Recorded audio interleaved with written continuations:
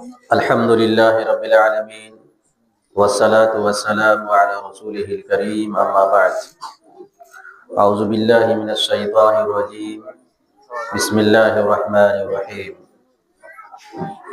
الرجال قوامون على النساء بما فضل الله بعضهم على بعض وبما أنفقوا من أموالهم وقال الله تعالى في موضع آخر لقد كان لكم في رسول الله أسوة حسنة۔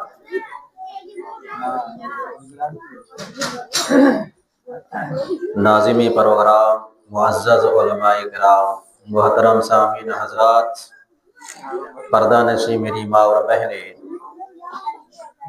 یہ اللہ رب العالمین کا بڑا فضل ہے، احسان ہے، کرم ہے کہ آج آپ کے گاؤں فلبھنگا میں ضلعی جمعیت اہل حدیث صاحب گنج بریٹ بلاک کی جانب سے ایک دینی، دعوتی اور اصلاحی پروگرام منعقد ہوا ہے،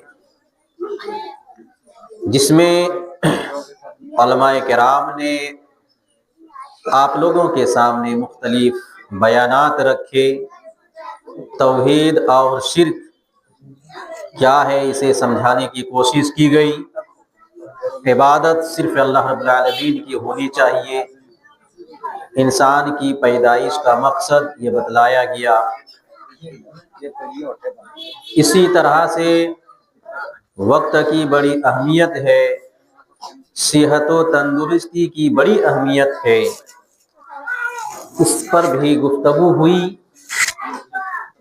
اور جناب محمد رسول اللہ صلی اللہ علیہ وسلم کا اتباع، ان کی پیروی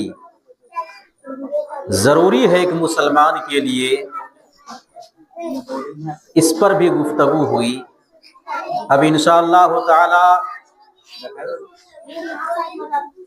اس مختصر وقت میں آپ لوگوں کے سامنے یہ بیان کرنے کی کوشش کی جائے گی کہ آج ہمارے معاشرے میں شادی بیاہ کے تعلق سے جو غیر اسلامی چیزیں داخل ہو گئی ہیں وہ کون کون سی ہیں، انشاءاللہ تعالی بیان کرنے کی کوشش کی جائے گی۔ سب سے پہلے آپ یہ سمجھیں جو اللہ رب العالمین نے بیان فرمایا ہے، لَقَدْ كَانَ لَكُمْ فِي رَسُولِ اللَّهِ أُسْوَةٌ حَسَنَةٌ۔ اللہ تعالیٰ کہتا ہے کہ رسول کی زندگی میں تمہارے لیے بہترین نمونہ ہے۔ رسول اللہ صلی اللہ علیہ وسلم ہمارے لیے بہترین آئیڈیل ہیں، بہترین نمونہ ہے۔ زندگی کے ہر شعبے میں، کسی ایک شعبے میں نہیں، زندگی کے ہر شعبے میں جناب محمد الرسول اللہ کو ہمیں اپنا آئیڈیل بنانا ہے، اپنا نمونہ بنانا ہے۔ چاہے کوئی عبادات کے معاملہ ہوں یا معاملات ہوں، اقتصادیات ہوں، سیاسیات ہوں،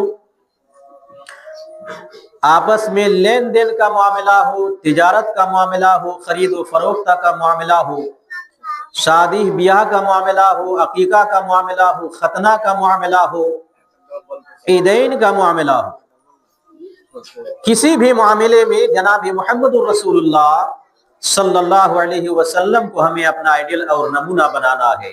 ہر معاملے میں جناب محمد الرسول اللہ صلی اللہ علیہ وسلم ہمارے لیے آئیڈیل ہے، نمونہ ہے۔ جو جناب محمد الرسول اللہ کو اپنا آئیڈیل اور نمونہ بناتا ہے ہر معاملے میں، وہ دنیا میں بھی کامیاب ہے اور آخرت میں بھی کامیاب ہوگا انشاءاللہ تعالی۔ جو ان کو اپنا آئیڈیل اور نمونہ نہیں بناتا ہے، ان کے لیے دنیا میں بھی ناکامی ہے اور آخرت میں بھی ناکامی ہوگی انشاءاللہ تعالی۔ تو یہ میں نے مختصر آپ کو سمجھایا۔ دوسری آیت جو میں نے آپ کے سامنے تلاوت کی ہے، اللہ رب العالمین نے جس میں بیان فرمایا ہے، الرجال قوامون علی النساء بما فضل اللہ بعضهم علی بعض وبما انفقوا من اموالهم۔ قرآن کریم کی اس آیت کو ہمیں سمجھنے کی ضرورت ہے۔ شادی بیاہ کے تعلق سے جو غلط رسمیں آ چکی ہیں وہ آپ کو سمجھ میں آ جائیں گی۔ اللہ رب العالمین بیان فرماتا ہے الرجال قوامون علی النساء، یہ مرد عورتوں کے حاکم ہیں، ذمہ دار ہیں۔ اللہ رب العالمین نے تم میں سے بعض کو بعض پر فضیلت دی ہے۔ قرآن نے 2 وجہ بتلائی ہے کہ مرد یہ عورتوں کے ذمہ دار ہیں، حاکم ہیں۔ اس حاکمیت کی اور اس ذمہ داری کی اللہ رب العالمین نے 2 وجہ بتلائی ہے کہ مردوں کو عورتوں کے اوپر ایک درجہ حاصل ہے، فوقیت حاصل ہے کہ اللہ تعالیٰ نے مردوں کو عورتوں کے اوپر فضیلت دی۔ اور ایک وجہ بتلائی ہے اللہ رب العالمین نے کہ یہ مرد اپنا مال عورتوں کے اوپر خرچ کرتے ہیں، اپنا مال خرچ کرتے ہیں عورتوں کے اوپر۔ یہ مرد اپنا مال عورتوں کے اوپر خرچ کرتے ہیں، اس وجہ سے مرد عورتوں کے حاکم ہیں، ان کی ذمہ دار ہیں۔ یہ وجہ قرآن نے بتلائی۔ تو یہ مرد عورتوں کے اوپر اپنا مال کہاں کہاں خرچ کرتے ہیں، کیا ان کے اوپر ضروری ہے؟ پہلا جو خرچ ان کا ہوتا ہے اس رشتے کے تعلق سے وہ مہر ہے۔ مرد کی ذمہ داری بنتی ہے کہ عورت کو مہر دے، بغیر مہر کا نکاح نہیں ہوتا ہے، بغیر مہر کا کوئی نکاح جائز اور درست نہیں ہے۔ اب مہر چاہے وہ نقد دے، چاہے وہ ادھار رکھے، کچھ دنوں کو بعد دے، یہ جائز درست ہے، لیکن دینا ہے۔ اب طرفین دونوں جانب سے جتنی بات پر رضامند ہو جائے، جتنی بات پر لڑکی والے بھی راضی ہو جائیں، لڑکے والے بھی راضی ہو جائے، مہر طے ہوگا، پھر نکاح ہوگا۔ اگر مہر طے نہیں بھی ہوا ہے تو بعد میں بھی طے ہو سکتا ہے، لیکن مہر دینا ضروری ہے۔ میں یہ کہہ رہا تھا یہ مرد کی ذمہ داری بنتی ہے۔ اور دوسری ذمہ داری مرد کی یہ بنتی ہے کہ نکاح کرنے کے بعد دعوت ولیمہ، ولیمہ یہ مرد کو کرانا ہے، لڑکا کو کرانا ہے، ان کے سرپرستوں کو کرانا ہے، لڑکی کو نہیں کرانا ہے، ان کی ذمہ دار اور ان کے ماں باپ اور ان کے سرپرستوں کو نہیں کرانا ہے۔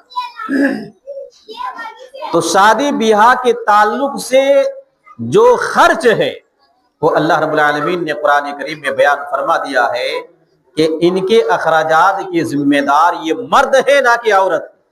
الرجال قوامون علی النساء بما فضل اللہ بعضهم علی بعض وبما انفقوا من اموالهم۔ مختصر میں نے آپ کو سمجھایا قرآن کریم کی اس آیت کو۔ اب آپ اپنے معاشرے میں جائزہ لیجئے کہ ہو کیا رہا ہے۔ لڑکے والے جب کسی لڑکی کو دیکھتے ہیں، شادی کی بات ہوتی ہے تو اس سے پہلے جہیز کا مطالبہ کرتے ہیں، مانگ کرتے ہیں، گاڑی لیں گے، پیسے لیں گے، سامان لیں گے، پھر نکاح ہوگا۔ یہ مانگ لڑکے والوں کی طرف سے ہو رہی ہے۔ کبھی لڑکا مانگ کرتا ہے، کبھی لڑکا نہیں مانگ کرتا ہے تو ماں باپ مانگ کرتے ہیں، کبھی ماں باپ بھی مانگ نہیں کرتے ہیں تو ان کی رشتہ دار مانگ کرتے ہیں۔ کسی نہ کسی ناحیے سے بات پہنچائی جاتی ہے۔ ابھی بتلایا کہ خرچ کی ذمہ دار یہ مرد ہے، عورت نہیں ہے۔ تو پھر جہیز جو ہمارے معاشرے میں آ چکا ہے اس پاکیزہ رشتے میں، تو ایک غلط چیز ہے، جو ایک ہندوانہ رسم ہے، اسے ہمیں چھوڑنے کی ضرورت ہے۔ یہ غلط ہے، یہ مال حرام ہے۔ آپ مانگ کر جہیز لیں یا بنا مانگے آپ کو کیا ہے ادھر سے مل رہا ہے، اس پر معاشرے میں لوگوں کو بریک لگانے کی ضرورت ہے، روک تھام کرنے کی ضرورت ہے۔ بہت سارے نقصانات اس کی وجہ سے ہو رہے ہیں۔ بہت ساری جو غریب لڑکیاں ہیں، ان کا نکاح نہیں ہو رہا ہے، ان کی شادی نہیں ہو رہی ہے، ان کے پاس جہیز دینے کے لیے پیسے نہیں ہیں، سامان دینے کے لیے ان کے پاس پیسے نہیں ہیں، گاڑی دینے کے لیے پیسے نہیں ہیں۔ اس کی وجہ سے وہ لڑکی گھر میں رہ جاتی ہے، عمریں بیت جاتی ہے، ان کا نکاح نہیں ہوتا ہے۔ کون ذمہ دار ہے؟ یہ مرد ذمہ دار ہے۔ معاشرے کے ذمہ دار لوگ ذمہ دار ہیں، یہ سرداران ذمہ دار ہیں جو اس غلط رسم کو اور رواج کو ختم نہیں کر رہے ہیں، بلکہ اس میں شک ڈالتے ہیں اور مدد کرتے ہیں۔ ایک ہندوانہ، خالص ہندوانہ رسم ہے، اسے ہمیں ختم کرنے کی ضرورت ہے۔ ہندوؤں میں یہ رواج ہے کہ لڑکی کی نکاح میں وہ جتنا ہو سکتا ہے اتنا وہ جہیز دیتے ہیں، پیسہ، گاڑی، سامان کی شکل میں۔ ان کے یہاں ایک نظریہ ہے کہ لڑکی کو سب کچھ اسی وقت دے دیا گیا، پھر اس کے بعد اس گھر میں اس لڑکی کا کوئی حصہ نہیں ہے۔ اس نظریے کے تحت وہ لڑکی کو زیادہ سے زیادہ سامان دیتے ہیں، داماد کو زیادہ سے زیادہ کیا ہے جہیز دیتے ہیں وغیرہ. یہ غلط رسم ہے ہمارے معاشرے میں، اسلامی معاشرے میں مسلمانوں میں یہ رسم آ چکی ہے. اور اس کی وجہ سے جو ہمارا جو وراثت کے مسئلہ تھا، جہاں بھائی بہن کو کیا ہے زمین جائیداد میں حصہ دینا تھا، یہ چیز مسلمانوں میں ختم ہو گئی جہیز کی وجہ سے. اور ایک غلط رسم دوسری آ گئی کہ لڑکیوں کو حصہ نہیں دیتے ہیں، بہنوں کو حصہ نہیں دیتے ہیں وراثت میں. تو ادھر سے بھی آپ گناہ کما رہے ہیں، اور جہیز ایک حرام معاملہ تھا، ایک حرام مال تھا، وہ لے کر ادھر سے بھی گناہ کما رہے ہیں. کہنے کا مقصد یہ ہے کہ یہ غلط چیز ہے، ان چیزوں کو ہمیں ختم کرنے کی ضرورت ہے. یہ جہیز کا لین دین ایک مال حرام کے زمرے میں آتا ہے، اسے چھوڑنے کی ضرورت ہے. دوسری بات اس کے تعلق سے، ہمارے معاشرے میں اس شادی بیاہ کے تعلق سے ایک چیز جو اور داخل ہو گئی ہے، وہ بارات کی شکل ہے. لوگ دھرے سے 100 50 200 300 کی شکل میں لڑکی والوں کی یہاں بارات جاتے ہیں. کبھی تو لڑکی والے بھی بلا لیتے ہیں، مجبوری ہے، اور کبھی بن بلائے بھی لڑکا والے دباؤ دیتے ہیں کہ ہم لوگ 100 200 جائیں گے، آپ کو انتظام کرنا پڑے گا، نہیں تو پھر شادی نہیں ہوگی، نکاح نہیں ہوگا. ہمارے مہمان اتنے ہیں، رشتہ دار اتنے ہیں، ہمارا گاؤں اتنا لمبا چوڑا ہے، یہ سارے لوگ جائیں گے، آپ کو ان کی دعوت کرنی پڑے گی، ان کو کھلانا پڑے گا، ان کے لیے انتظام کرنا پڑے گا. یہ لڑکے والوں کی طرف سے کبھی دباؤ ہوتا ہے. میرے بھائیوں، بزرگوں، دوست، میری ماں اور بہنیں، یہ غلط رسم ہے. بارات کا اسلام میں کوئی تصور نہیں ہے، کہیں اس کے لیے جگہ نہیں ہے. آئیے میں ایک حدیث سناتا ہوں. حضرت بخاری کے حدیث ہے، حضرت عبد الرحمن بن عوف رضی اللہ تعالیٰ عنہ کا نکاح ہوتا ہے. صحابی رسول ہے، اور نکاح ہونے کے بعد کسی کام سے نبی کی خدمت میں حاضر ہوتے ہیں. اللہ کے رسول صلی اللہ علیہ وسلم نے ان کے کپڑے پر زردی کا نشان دیکھا. پوچھا اللہ کے رسول نے عبد الرحمن سے کہ عبد الرحمن، یہ نشانات کیا ہیں؟ کیا تم نے شادی کر لی ہے؟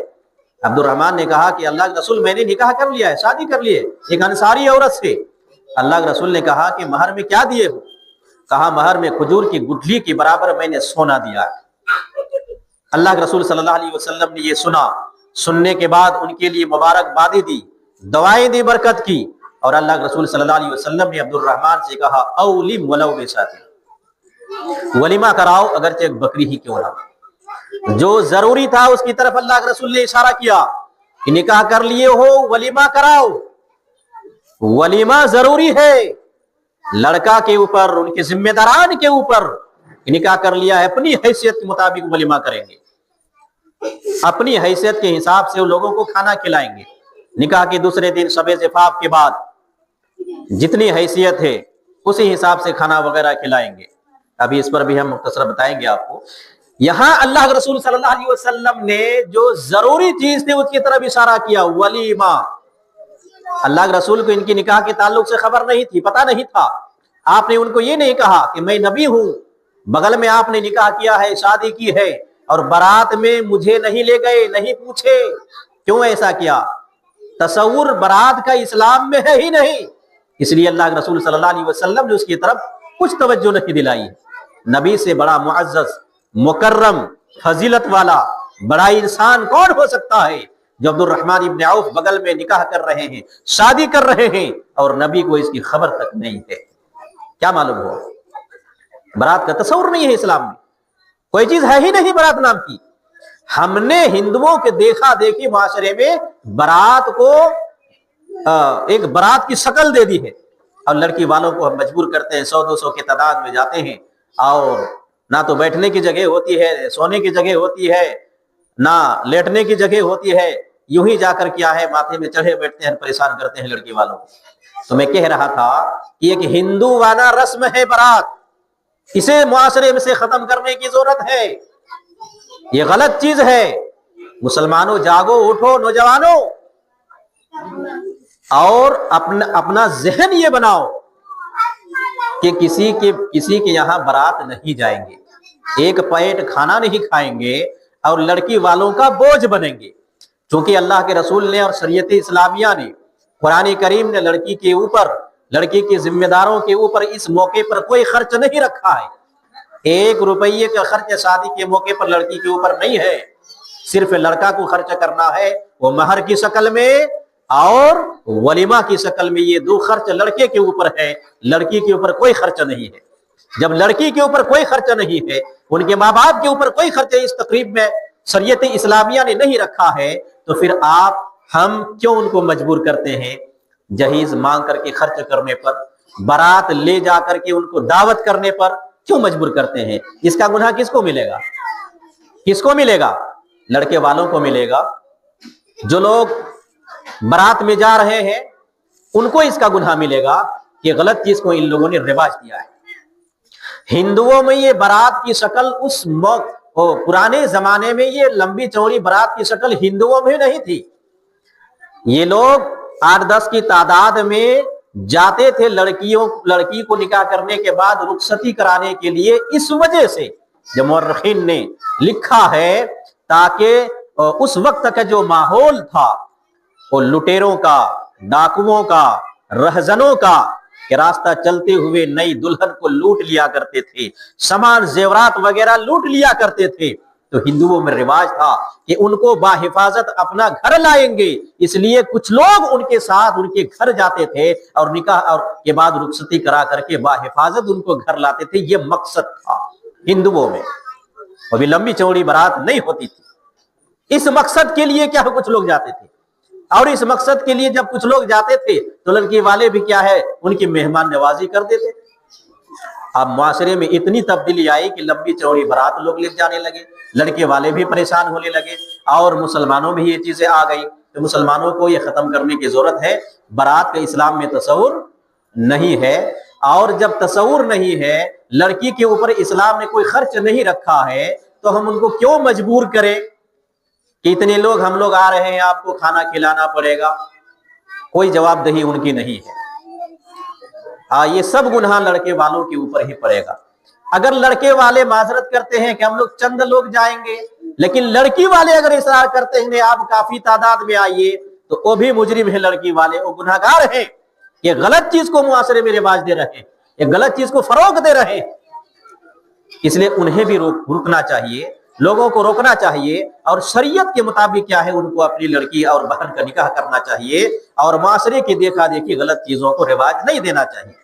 جو غلط چیزیں معاشرے میں آ گئی ہیں اسے ختم کرنے کی ضرورت ہے، نہ کہ مزید اسے اور آگے بڑھانے کی ضرورت ہے۔ تو میں آپ لوگوں کو یہ سمجھا رہا تھا کہ قرآن نے جو بتلایا ہے کہ اس موقع پر جو خرچ کے ذمہ دار ہیں وہ مرد ہیں، عورت نہیں ہے۔ جب عورت نہیں ہے، لڑکی نہیں ہے، تو ان کو ہم کیوں بلا وجہ خرچ کرائیں گے؟ اگر مجبور کرتے ہیں تو گناہگار یہ مرد ہی ہوں گے۔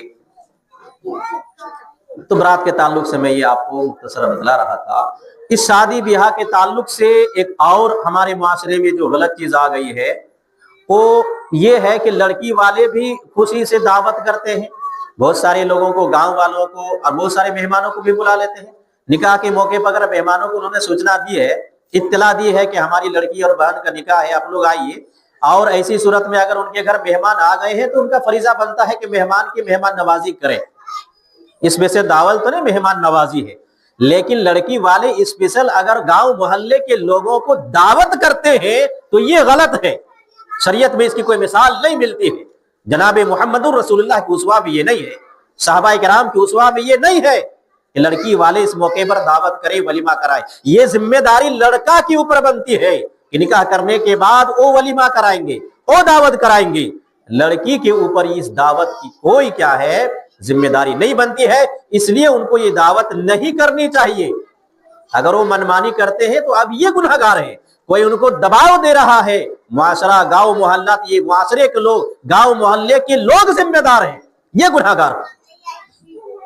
تو اسے ختم کرنے کی ضرورت ہے، لڑکی والوں کو راحت دینے کی ضرورت ہے، بلا وجہ ان کو خرچ میں ڈالنے سے گریز کرنے کی ضرورت ہے، اور اپنے پیسے کو محفوظ کیجئے، صحیح جگہ میں استعمال کیجئے، گھر بنانے میں، بچوں کو پڑھانے میں، تعلیم کو مضبوط کرنے میں جہاں ضرورت ہے وہاں خرچ کیجئے۔ بارات کی وجہ سے لڑکا والے بھی بہت ساری گاڑیاں کر لیتے ہیں، وہاں پیسے بہت زیادہ خرچ کرتے جو فضول خرچی ہے، وہاں ان کو خرچ نہیں کرنا تھا، بارات غیر اسلامی چیز تھی، وہاں پیسہ خرچ کر دیا۔ وہاں رکیے اور روکیے لوگوں کو، اور اس پیسے کو بچا کر دعوت ولیمہ میں खर्च कीजिए बेहतर अंदाज में, अब दावत कराइए, वहां खर्च करना था आपको, वहां खर्च कीजिए। तो ये गलत चीजें हमारे माशरे में आ गई है, इसे खत्म करने की हमें जरूरत है, मुख्तसर में आपको बतला रहा हूं। दूसरी बात यह है कि हमारे माशरे में एक गलत चीज और आ गई है, देखा देखी में बहुत सारे अक्सर हमारे इलाके में तो अक्सर सभी गांव में तकरीबन ये हो रहा है, ये गलत काम हो रहा है और लोगों की तवज्जो इसकी तरफ नहीं है। वो गलत काम ये है नेगी और भेगी, जो अपने भाषा में हम लोग बोलते हैं। ये नेगी भेगी क्या चीज होती है, मैं आपको समझा रहा हूं मुख्तसर अंदाज में। लड़के वाले जब निकाह करने के लिए, शादी करने के लिए जब लड़की के यहाँ पहुंचते हैं, तो जिस गांव में पहुंचते हैं उस गांव के लोग जिम्मेदारान लड़के वालों की तरफ से कुछ रकम लेते हैं, 3,000, 2,000, 4,000, 5,000, कहीं 10,000 भी होगा। ये पैसा उनसे क्या लेते हैं, गांव वाले फिक्स करके रखते हैं पहले से कि हमारे गांव में इतना पैसा लगेगा। ये गलत है, ये नेगी भेगी इस्लाम में कोई तस्वुर नहीं है, ये माले हराम है, ये गलत चीज है, ये माशरे में हमने फरोग दिया है इसको, इसे खत्म करने की जरूरत है। आप लड़के वाले को क्यों मजबूर कर रहे हैं कि निकाह के मौके पर आप उनसे 5,000 लेंगे, 7,000 लेंगे? क्यों लेंगे पैसा भाई? क्या आपके लिए रास्ता बन रहा है लेने का? क्यों लेंगे? उसने गांव में किसी घर में क्या है, उस मोहल्ले में या उस बस्ती में या किसी घर से क्या है, उन्होंने रिश्ता तय किया है, वो आएंगे रिश्ता करके अपना चले जाएंगे। ये गांव वाले उनसे पैसा क्यों लेंगे और मजबूर करते हैं कि आपको देना पड़ेगा वरना निकाह नहीं होगा, आप वापस चले जाइए। बहुत सारी जगहों में, बहुत सारे गांव में ऐसे वाकयात पेश आए हैं। ये माले हराम है, ये गलत है, इस चीज को खत्म करने की जरूरत है। अबू दाऊद की हदीस है कि किसी भी मुसलमान का माल किसी भी मुसलमान के लिए हलाल नहीं है जब तक वो दिल से अपने माल को ना दे। हराम है, वो माल नहीं ले सकते हैं। एक मुसलमान को मजबूर कर रहा है, आपको देना ही पड़ेगा। पैसे खर्च कहाँ हो रहे हैं देखिए, लेने के बाद ये गांव के जो सरदार होते हैं, चकलादार होते हैं, पहले ये लेते हैं अपना हिस्सा उसमें से, इस पैसे को उनमें से कुछ पैसे मस्जिद के नाम पर रख देते हैं, इनमें से कुछ पैसे को मदरसे के नाम पर रखते हैं कि कुछ मदरसा में देना पड़ेगा, कुछ मस्जिद में देना पड़ेगा। गांव का जो सरदार है वो खाएंगे, उनको देना पड़ेगा। गांव के जो चकलादार हैं वो खाएंगे, उनको देना पड़ेगा। क्यों है? ये गलत है, माले हराम है। मस्जिद और मदरसे ये अवामी चंदे पर चलते हैं। जब मस्जिद को जरूरत पड़ती है तो चंदा करते हैं, हम और आप मस्जिद में देते हैं, वो हलाल है, वो जायज है। मदरसे चंदे पर चलते हैं, किसी को आप मजबूर करके लेंगे, ये गलत है, ये हराम है। ना तो ये पैसा मस्जिद में लगेगा, ना ये पैसा मदरसा में लगेगा, और ना ये पैसे सरदार, चकलादार, छड़ीदार का खाना जायज होगा। ये हराम माल है, इसे रोकने की जरूरत है और लोगों को बताने की जरूरत है। एक मुसलमान का माल बिना किसी वजह से उस मुसलमान से लिया जाए, खाया जाए, ये गलत है, ये हराम है और इसको खत्म करने की जरूरत है। मैं आपको एक छोटा सा वाकया बतलाता हूं कि हमारे बरेट प्रखंड का एक गांव है, मैं नाम में नहीं बताऊंगा। उस बेचारे ने बिला किसी मांग के इस्लामी शरीयत के मुताबिक निकाह करने का फैसला किया और बारात भी लेकर नहीं गए। चंद लोग आए, उसमें 8-10 लोग, इस्लामी तरीके के मुताबिक हम निकाह कर लेंगे, कोई मांग नहीं, कोई डिमांड नहीं, कोई बारात नहीं। और जब उस गांव में पहुंचे, निकाह का वक्त हुआ तो गांव के जो जिम्मेदारान थे, सरदारान थे, उन्होंने बाकायदा उनसे मुतालबा किया कि यहाँ आपको 3,000-3,500 पैसे लगते हैं, देना पड़ेगा। लड़के वालों ने, उनके जिम्मेदारों ने कहा कि पैसा क्यों देंगे भाई, हमने तो कुछ मांग नहीं किए है, बारात भी लेकर नहीं आए हैं और कोई जहीज नहीं है, हम तो सही तौर पर निकाह करना चाहते हैं। कहा नहीं, यहाँ कानून बना हुआ है, आपको देना ही पड़ेगा। मजबूर होकर उसने दिया, आंख से आंसू निकल आए। ये पैसा हलाल हुआ कि हराम हुआ? हलाल हुआ कि हराम हुआ? ये पैसा हलाल नहीं, हराम हुआ, गलत हुआ। किसी को आप रुलाए बिना किसी वजह से, आप उनसे पैसे लिए। हाँ, कुछ जाहिल लोग यहाँ सवाल कर सकते हैं और करते हैं, अरे मौलवी निकाह पढ़ाने वाला फिर पैसा ले लेता है। सवाल करते हैं कुछ लोग और सवाल करेंगे भी कुछ लोग। जो निकाह पढ़ाता है, अब उनको बोल के रखा जाता है, मौलवी साहब आपको रहना पड़ेगा, अपना वक्त वो दे रहा है। मौजूदा वक्त में वो कागजात बनाते हैं, निकाहनामा बनाते हैं, और इस वक्त क्या है, ओ कोर्ट से भी कुछ कागजात बनते हैं, रजिस्ट्री होता है, सब में खर्चा आता है। तो यहाँ तो उनके लिए गुंजाइश है पैसा लेने की, उनके लिए तो जायज है। اور پھر نکاح پڑھانے کی خوشی میں کیا ہے، اگر لڑکا لڑکی کی طرف سے تحفہ کے طور پر ان کو کچھ دیا جائے تو گنجائش تو ہے ان کے لیے، لیکن باقی لوگوں کے لیے تو گنجائش نہیں ہے۔ باقی لوگ کیوں لے رہے ہیں؟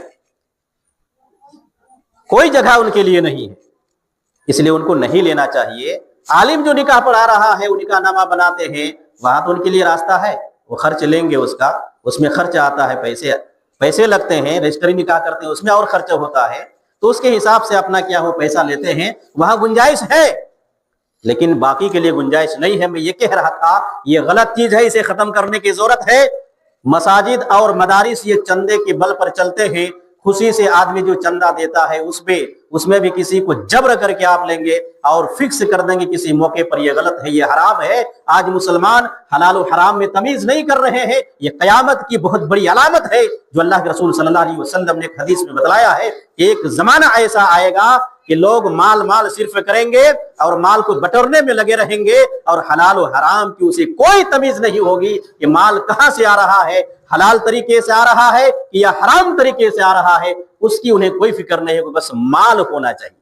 آج اس میں عالم لوگ بھی پھنسے ہوئے ہیں، جاہل لوگ بھی پھنسے ہوئے ہیں، ذمہ داران بھی پھنسے ہوئے ہیں، سرداران بھی پھنسے ہوئے ہیں، اور اکثر لوگ آج اس مال حرام میں ملوث ہے۔ ہمیں مال حرام اور حلال کی تمیز کرنے کی ضرورت ہے، اور رزق حلال اور مال حلال جو ہمارے لیے حلال ہے اسے اپنانے کی ضرورت ہے، اور مال حرام سے ہمیں گریز کرنے کی ضرورت ہے۔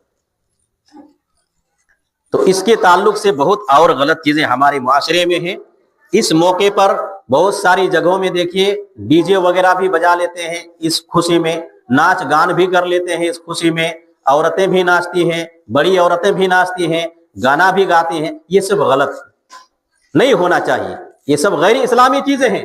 ان ساری چیزوں کو ہمیں روکنے کی ضرورت ہے، ختم کرنے کی ضرورت ہے۔ اس موقع پر دف بجانے کی اجازت ہے، علماء نے مستحب کہا ہے۔ دف جب نکاح ہوگا، رخصتی ہوگی، تو اس موقع پر دف بجائے، دف ہوتا ہے کہ ڈھولک نما ایک چھوٹا سا ڈھول ہوتا ہے، ایک طرف سے بند ہوتا ہے، دوسری طرف سے کھلا ہوتا ہے، اس کو بجائے جائے تو آواز نکلتی ہے، جس میں سریلی آواز نہیں ہوتی ہے۔ اس کا مقصد ہوتا ہے نکاح کا اعلان کرنا، لوگوں میں پتہ چل جائے کہ نکاح ہو رہا ہے، کوئی زناکاری نہیں ہے، آپس میں رشتے جڑ رہے ہیں، یہ مقصد ہوتا ہے۔ اور یہ بھی اجازت ہے کہ نابالغ بچیاں اس ڈھولک اور اس دف کو کیا ہے بجائیں گی، جوان لڑکیاں نہیں، بڑی عورتیں نہیں۔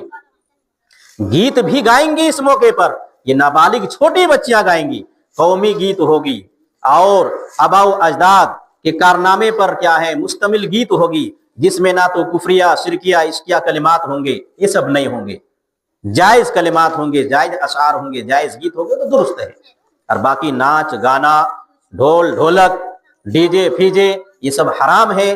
گانا بجانا، موسیقی اسلام نے حرام قرار دیا ہے، یہ شیطانی کام ہے۔ مسلمانوں کو ان ساری چیزوں سے رک جانا چاہیے اور لوگوں کو روکنا چاہیے۔ ہمارے معاشرے میں اور بہت ساری برائیاں اس کے تعلق سے ہیں۔ لڑکا جو ہوتا ہے، جو نکاح کرتا ہے، وہ بھی ہاتھ پیر چاروں طرف رنگ اور مہندی وغیرہ لگا کے خود لال ہو جاتے ہیں۔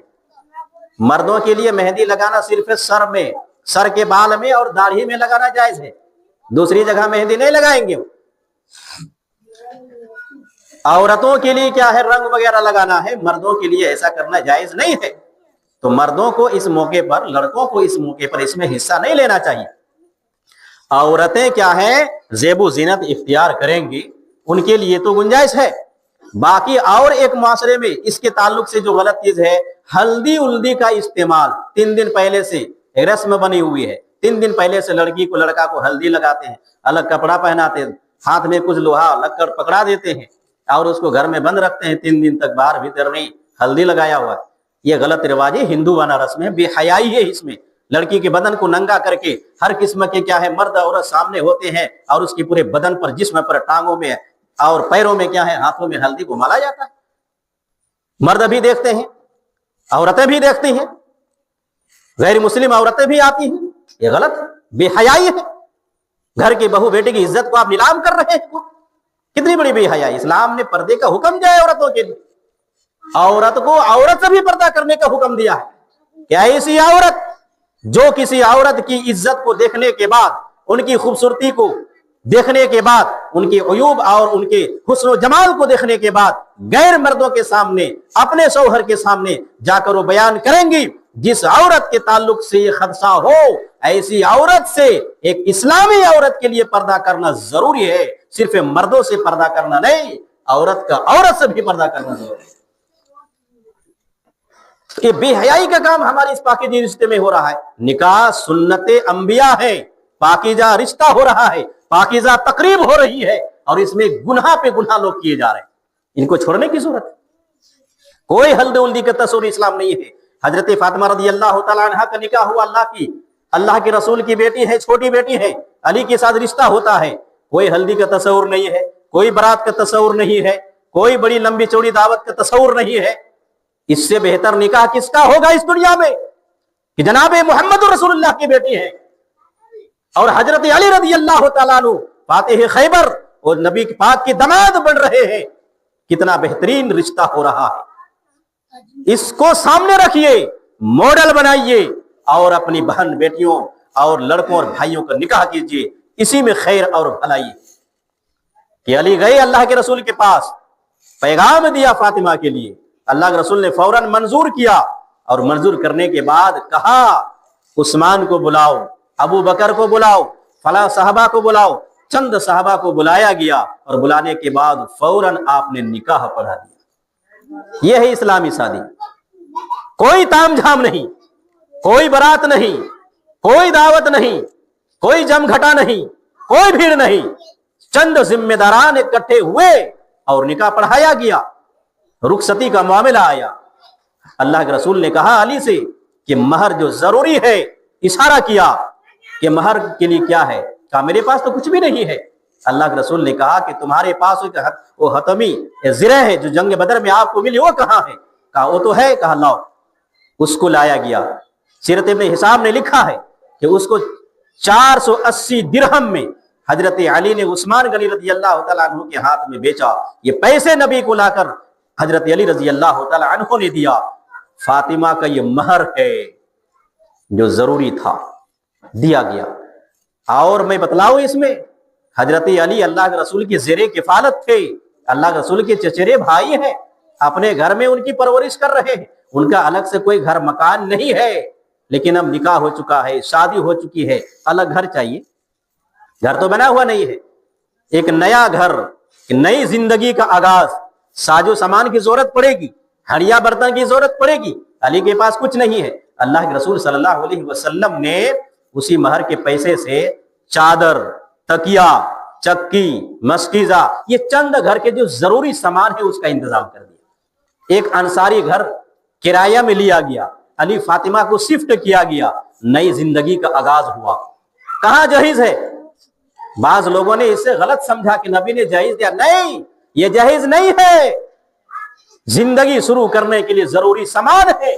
آج کے معاشرے میں کس لڑکے کے پاس گھر نہیں ہے؟ کس لڑکے کے پاس ہڑیا برتن نہیں ہے؟ کس لڑکے گھر میں چارپائی نہیں ہے؟ کس کے گھر میں کپڑے نہیں ہیں، چادر نہیں ہے، تکیا نہیں ہے، کرسی نہیں ہے؟ جو لڑکی والے اس کا پورا انتظام کرتے ہیں، اور نہ کرنے پر کیا ہے، لڑکے والوں کی طرف سے مطالبہ بھی ہوتا ہے، اور مطالبہ نہیں بھی ہوا اور خوشی سے یہ سامان اور یہ جہیز، یہ گھر کے فرنیچر وغیرہ، لڑکی کیا ہے اپنے ساتھ اگر لے کر سسرال نہیں جاتی ہے تو سسرال والے کوستے ہیں، پوری زندگی ان کو ٹارچر کرتے ہیں کہ خالی ہاتھ آئی ہو، کچھ بھی نہیں لائی ہو۔ کتنا غلط ہے، کتنی غلط رسم ہے، کتنی جہالت ہے، کوئی تصور نہیں اس کا اسلام میں۔ اگر جہیز کا سامان دینے کا اس موقع پر تصور ہوتا، نبی کی 4 بیٹیاں تھیں، فاطمہ کا صرف نکاح نہیں ہوا، اس سے پہلے ام کلثوم کا نکاح ہوا، رقیہ کا نکاح ہوا، زینب کا نکاح ہوا، کسی کی نکاح میں آپ نے کوئی سامان نہیں دیا۔ اگر جہیز کا تصور ہوتا تو اللہ کے رسول زینب جو بڑی بیٹی ہیں ان کو بھی سامان دیتے، نہیں، ام کلثوم کا حضرت عثمان سے نکاح ہوا، کچھ نہیں دیا، رقیہ کا عثمان سے نکاح ہوا، کچھ نہیں دیا، کوئی ضرورت نہیں تھی، عثمان مالدار تھے، گھر میں سارا سامان موجود تھا، نبی کو کچھ دینے کی ضرورت نہیں پڑی۔ تو میں یہ بتلا رہا تھا، جہیز یہ غیر اسلامی تصور، غیر اسلامی چیزیں، اسے ختم کرنے کی ضرورت ہے۔ لوگ خوشی سے بھی کیا اس موقع پر دینے سے گریز کریں۔ سامنے والا نہیں سمجھ پا رہا ہے کہ آپ خوشی سے دے رہے ہیں، وہ تو سمجھ رہا ہے کہ لڑکے والوں نے اندر سے مانگ کیا ہو، اس لیے دیا گیا ہے۔ تو اب وہ کیا ہے پھر اپنی شادی کے انتظار میں رہتے ہیں وہ لڑکے جو ابھی 15 سال کے 16 سال کی عمر 20 سال ہونے کے انتظار میں ہے کہ ہم بھی کیا ہے مانگ کریں گے، فلاں کو تو دیا گیا، ان کو کیا پتا خوشی سے ملا ہے کہ کیا ملا ہے۔ یہ چور دروازہ ہے جہیز کو باقی رکھنے کا، خوشی سے دیا۔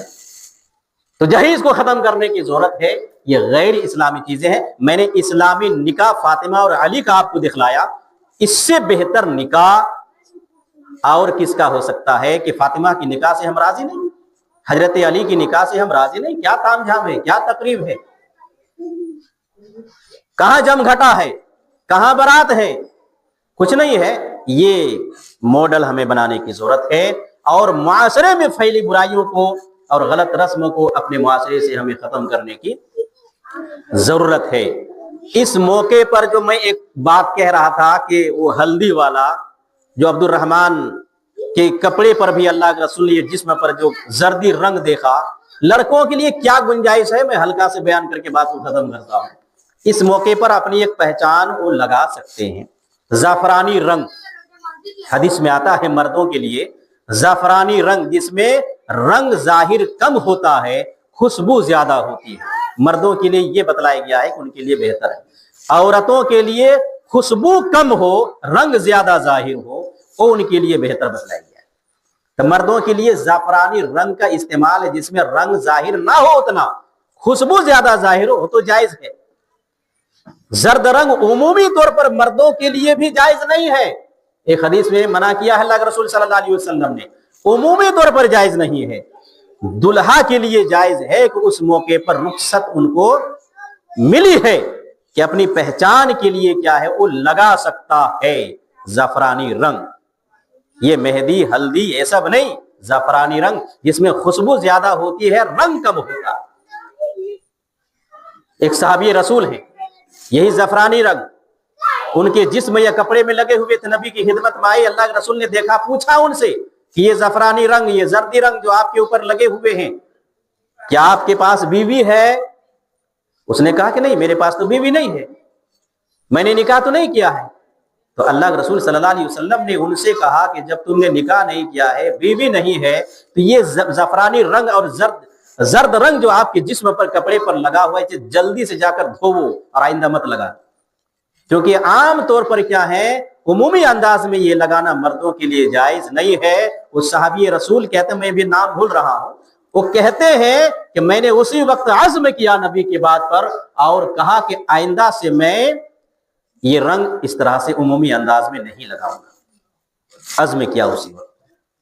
معلوم یہ ہوا کہ عمومی طور پر مردوں کے لیے بھی یہ زعفرانی رنگ لگانا جائز نہیں ہے، دلہا کے لیے رخصت ہے کہ اس موقع پر وہ لگا سکتے ہیں، ان کی ایک پہچان ہے تاکہ ایک ثبوت بن سکے کہ یہ دلہا نیا نکاح کیا ہے، نکاح کرنے والا ہے، اس پہچان کے طور پر۔ جیسے اللہ کے رسول نے ان سے کہا کہ کیا تم نے نکاح کر لیا، اس کا مطلب اس معاشرے میں تھا یہ کہ زعفرانی رنگ جس کے اوپر، ایسا مطلب یہ ہے کہ نکاح کی پہچان ہے، کوئی ایک پہچان ہے، اس لیے اللہ کے رسول نے پوچھا۔ اور عبد الرحمن بن عوف کے جسم اور کپڑے پر دیکھنے کے بعد آپ نے یہی پوچھا تھا کہ یہ رنگ کیسا، مقصد یہی تھا، نکاح کر لیا، چونکہ ایک پہچان ہے نکاح کی، کہا کہ ہم نے نکاح کر لیا۔ تو وہاں آپ نے ان کو رخصت دی، ان کو اس کے بارے میں روک ٹوک نہیں کیا، ولیمہ کے لیے کہا ان سے۔ معلوم یہ ہوا کہ دلہا کے لیے تو رخصت ہے، جائز ہے، لیکن جو دلہا نہیں بنا ہے اس کے لیے یہ بھی رنگ جائز اور درست نہیں ہے۔ تو اس کی طرف میں توجہ دلا رہا تھا۔ اور بہت ساری چیزیں کیا ہیں ہمارے اس معاشرے میں اس موقع پر، نکاح کے فوراً بعد قاضی عالم مولوی نکاح پڑھاتے ہیں اور فوراً بعد کیا ہے مٹھائیاں کچھ لے کر آتے ہیں، تقسیم کرتے ہیں، کہتے ہیں یہ ولیمہ ہے۔ نہیں، کوئی تصور نہیں اسلام میں اس کا، نہ کھجور تقسیم کرنے کا، نہ مٹھائی تقسیم کرنے کا، نہ چھوارا تقسیم کرنے کا۔ نبی کے بارے میں آتا ہے کہ نبی نے کیا ہے ایسا کیا ہے کہ بعض بیویوں کی نکاح میں وہ حدیث ضعیف ہے، صحیح نہیں ہے، اس لیے یہ ولیمہ نہیں ہے۔ بعض علاقے میں ایسا بنا ہوا ہے کہ لڑکے والے کو اوپر دباؤ ڈالتے ہیں منوں میں مٹھائی لانے کے لیے، وہ منوں میں مٹھائی لے کر آتے، نہیں لاتے تو نکاح نہیں ہوتا۔ یہ غلط رسم ہے، یہ غلط بات ہے۔ لڑکا کے اوپر یہ ذمہ داری بنتی ہے کہ نکاح کرنے کے بعد، شب زفاف کے بعد دوسرے دن ہو کر دعوت ولیمہ کرائیں گے، گاؤں سماج کے لوگوں کو اور رشتہ داروں کو کیا ہے دعوت کریں گے، جو بھی ہوگا دعوت میں وہ کھلائیں گے لوگوں کو، اس کو ولیمہ کہتے ہیں۔ نکاح کے فوراً بعد مٹھائی کھلا دیے، یہ ولیمہ نہیں ہے. اور اپنی حیثیت کے مطابق نکاح میں کیا ہے، ولیمہ کرنا ہے. اللہ کے رسول نے حضرت صفیہ رضی اللہ تعالی عنہ سے نکاح کیا. آپ نے صحابہ سے کہا ستو کھجور وغیرہ جو کچھ بھی ہے لاؤ اور یہی سب ملا جلا کے کھا لو، یہی ولیمہ ہے. کچھ نہیں تھا اللہ کے رسول کے پاس، مختصر میں ولیمہ ہو گیا. زینب سے نکاح کیا تو اس موقع پر حدیث میں آتا ہے، بخاری کی حدیث ہے، آپ نے بکری ذبح کیا، روٹی کھلائی، آپ نے تھا اللہ کے رسول کے پاس، آپ نے اس وقت کے شاندار انداز میں ولیمہ کیا. تو اس ولیمے کے دعوت میں لڑکے پر اور ان کے باپ، ان کے ماں، ان کے ذمہ داران پر دباؤ بھی نہیں بنانا ہے کہ آپ کو کیا ہے بہتر انداز میں گوشت ہو، بریانی ہوئی کھلانا ہی پڑے گا. نہیں، وہ اپنی حیثیت کے مطابق جیسا کھلائے آپ کھا لو اور دعائیں دو ان کے لیے. ہاں، دعوت ولیمہ میں یہ خیال رہے کہ امیروں کو بھی دعوت دی جائے، وہاں غریبوں کو بھی بلایا جائے، بیواؤں، مسکینوں، یتیموں، غریب نادار لوگوں کو بھی بلایا جائے. صرف امیروں کو دعوت دی گئی ہے، غریبوں کو چھوڑ دیا گیا ہے. ایسی دعوت میں اللہ کے رسول نے جانے سے روکا ہے، منع کیا ہے، جائز اور درست نہیں ہے. یہ دعوت ہے، دعوتی ولیمہ ہے، یہ ایک عبادت ہے، یہ سنت ہے. اس میں امیر و غریب، معاشرے میں کیا ہے جو بے کس لوگ ہیں، نادار لوگ ہیں، ان کو بھی اس میں شامل کیا جائے تاکہ انہیں بھی خوشی حاصل ہو کہ آج ہمارے گھر میں کھانے کا نہیں تھا، یہاں دعوت ملی ہے اور کیا ہے اس دعوت میں ہم جا کر آج کھائیں گے، ان کو ایک خوشی ہوگی. ایک غلط رواج اور اس میں آ چکی ہے، میں بات ختم کرتا ہوں. غلط رسم یہ آ چکی ہے، دعوت دینے کے بعد چاہے ولیمہ کی دعوت ہو یا لڑکی والوں کی طرف سے کیا ہے وہ غیر اسلامی دعوت ہو، یہ دونوں دعوتوں میں دعوت دینے کے بعد لوگوں سے پیسہ بھی وصول کرتے ہیں، جس کو اپنے بھاشا میں ہم چمان کہتے ہیں، سلامی کہتے ہیں اردو.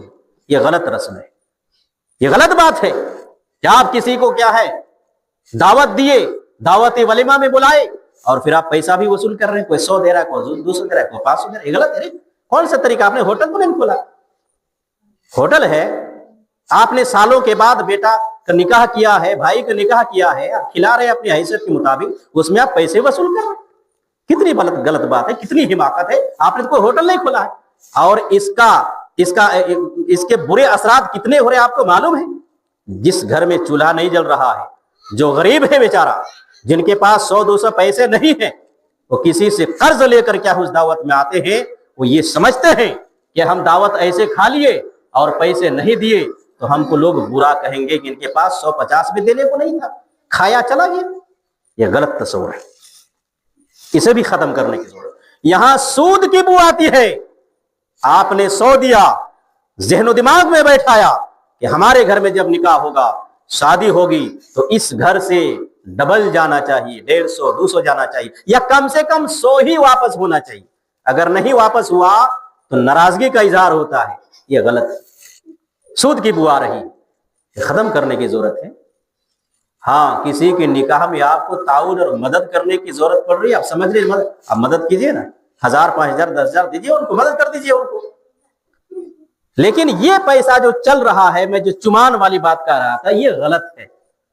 اور کیا غلط ہے؟ دیکھیے، جو رشتہ دار ہوتے ہیں وہ 100-200 نہیں، وہ 500 اور ہزاروں میں دیتے ہیں، اور دینے کے بعد ایک ذہن یہ بنا ہوا ہے، ہم پیسے دے دیے شادی میں، لڑکا ہے لڑکی ہے، ہم رشتہ دار ہیں. پھر ذہن میں یہ رکھے ہیں کہ اس گھر سے ہمیں نکاح کے دوسرے دن، تیسرے دن، 8 دن بعد ساڑھی کی شکل میں واپس ملے گا، لنگی کی شکل میں واپس ملے گا. معاشرے میں ایسا ہو رہا ہے، دیکھنے کو مل رہا ہے. یہ غلط بات ہے. آپ نے یہ پیسے 1500 کیوں دیے؟ کیوں دیے یہ پیسے؟ واپس لینے کے لیے، مدد کے روپ میں، خوشی میں کیوں دیے؟ آپ لینا ہی تھا، دیو کی. اب جس کے گھر میں نکاح بیچارہ کو دیات کیا، پھر انتظام کر رہے ہیں ان کو واپس کرنے کے لیے، ساڑھی خرید رہے ہیں، لنگی خرید رہے ہیں، کچھ اور خرید رہے ہیں. کتنا غلط رواج. اگر مدد کے لیے آپ نے دیا ہے تو چھوڑیے، آپ نے مدد کے لیے دے دیا ہے، پھر ان کے پاس جب ہوگا آپ کی وہ مدد کرے گا. لیکن یہ ذہن جو بنا ہوا ہے، دیں گے پھر اس شکل میں ہم کو واپس ملے گا، اگر نہیں ملنے کی امید ہے تو پھر نہیں دینا، یہ غلط ہے نا. اسے ہمیں معاشرے سے ختم کرنے کی ضرورت. یہ چھوٹی چھوٹی تو لگ رہی ہے آپ کو، لیکن اس کی وجہ سے لوگ پریشان ہیں، معاشرہ پریشان ہے. جس گھر میں نکاح ہو رہا ہے وہ خود پریشان. معمولی سی چیزیں لگ رہی ہیں لیکن لوگ پریشان ہیں اس کی وجہ سے. یہ غلط چیزیں ہمارے اسے پاکیزہ رشتے میں، پاکیزہ تقریب میں داخل ہو چکی ہیں، ان ساری چیزوں کو ختم کرنے کی ضرورت ہے۔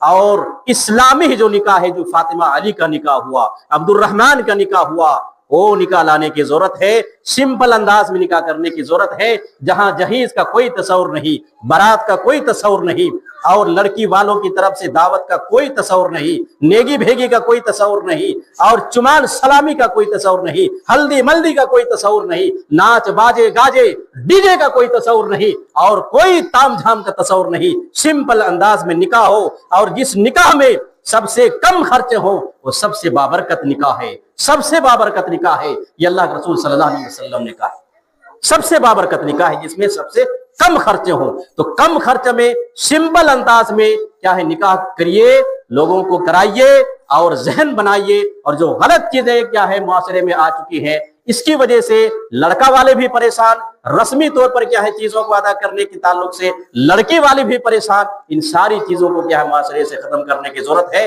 اور معاشرے کے جو ذمہ داران ہیں ان کو کیا ہے آگے بڑھنے کی ضرورت ہے۔ لڑکی والے کو مجبور مت کیجیے کہ وہ دعوت کرائیں، ان کو مجبور مت کیجیے کہ جہیز میں سامان تیار کرے، ان کو مجبور مت کیجیے کہ بارات وہ لے 100-200، مجبور مت کیجیے، ورنہ گاؤں کے لوگ بھی ذمہ دار ہوں گے اور لڑکے والے بھی ذمہ دار ہوں گے، سارے گنہگار ہوں گے، اور قیامت کے دن جواب نہیں دے پائیں گے، اور جب جواب نہیں دے پائیں گے آخری ٹھکانہ جہنم ہے۔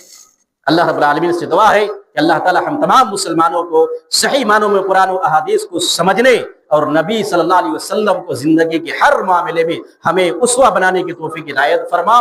اور اس شادی بیاہ جو پاکیزہ تقریب اور پاکیزہ رشتہ ہے، اس میں جو غیر اسلامی چیزیں اللہ ہمارے معاشرے میں آ چکی ہیں، اسے ہم سب کو مل کر ختم کرنے کی توفیق عنایت فرما۔ اے اللہ ہم سب گناہگار ہیں تو ہم سب کے گناہ کو بخش دے، معاف کر دے۔ ربنا ظلمنا انفسنا وان لم تغفر لنا وترحمنا لنکونن من الخاسرین۔